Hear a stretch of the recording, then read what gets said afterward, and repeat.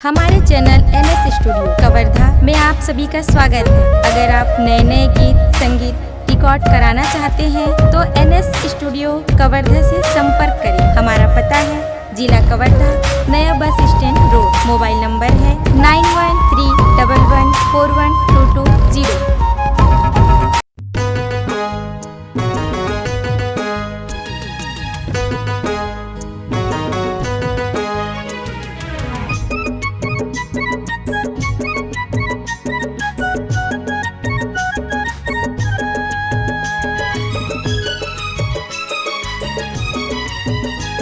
मायारू दाई वो अब के गेल कब आवे। मोर मायारू दाई वो अब के गेल कब आवे।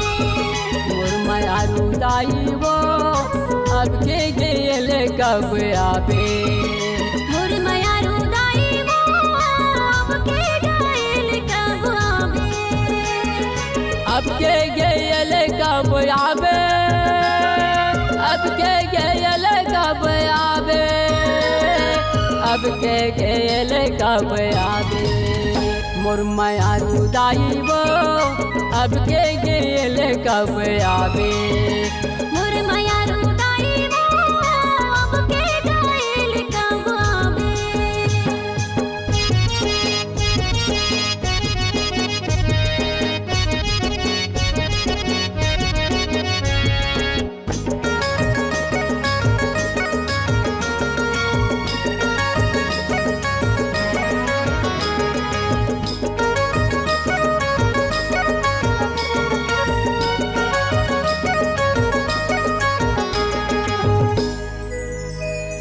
नौ दिन पर आए दाई सब लगाए हंसाए। चाहे के बेरा दाई सब लोरवाए। चाहे के बेरा दाई सब लोरवाए। 9 दिन बर आए दाई सब लते हंसाए। जाए के बेरा दाई सब लते रोआए। जाए के बेरा दाई सब लते रोआए। मोर मायारू दाई वो अब के गेल कब आवे। मोर मायारू दाई वो अब के गेल कब आवे। अब के गेल कब आवे। अब के गेल कब आवे।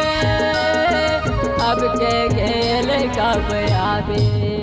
मोर मायारू दाई वो अब के गेल कब आवे। मोर मायारू दाई वो अब के गेल कब आवे।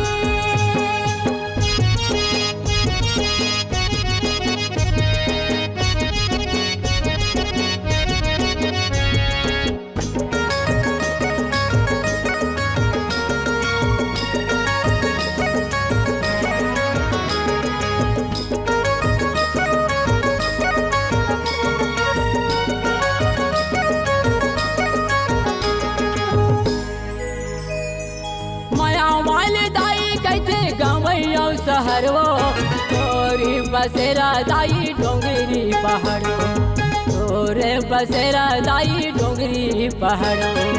माया वाले दाई के थे गवैयो शहर वो। तोरे बसेरा दाई डोंगरी पहाड़ वो। तोरे बसेरा दाई डोंगरी पहाड़ वो। मोर मायारू दाई वो अब के गेल कब आवे। मोर मायारू दाई वो अब के गेल कब आवे। अब के गेल कब आवे। अब के गेल कब आवे। अब के गेल कब आवे। मोर मायारू दाई वो अब के गेल कब आवे। मोर मायारू दाई वो अब के गेल कब आवे।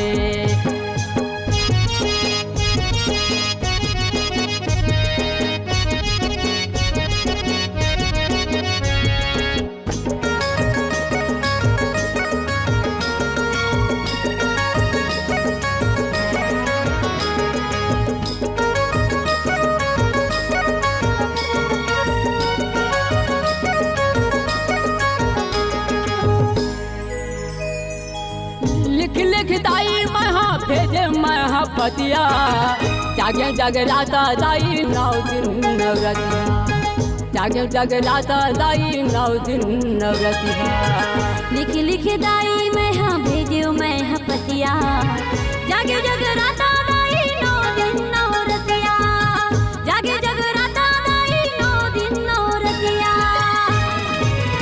मोर मायारू दाई वो अब के गेले कब आवे मोर मायारू दाई वो अब के गेले कब आवे अब के गेले कब आवे अब के गेले कब आवे अब के गेले कब आवे मोर मायारू दाई वो अब के गेले कब आवे मोर मायारू दाई वो अब के गेले कब आवे मोर मायारू दाई वो अब के गेले कब आवे मोर मायारू दाई वो अब के गेले कब आवे मोर मायारू दाई वो अब के गेले कब आवे।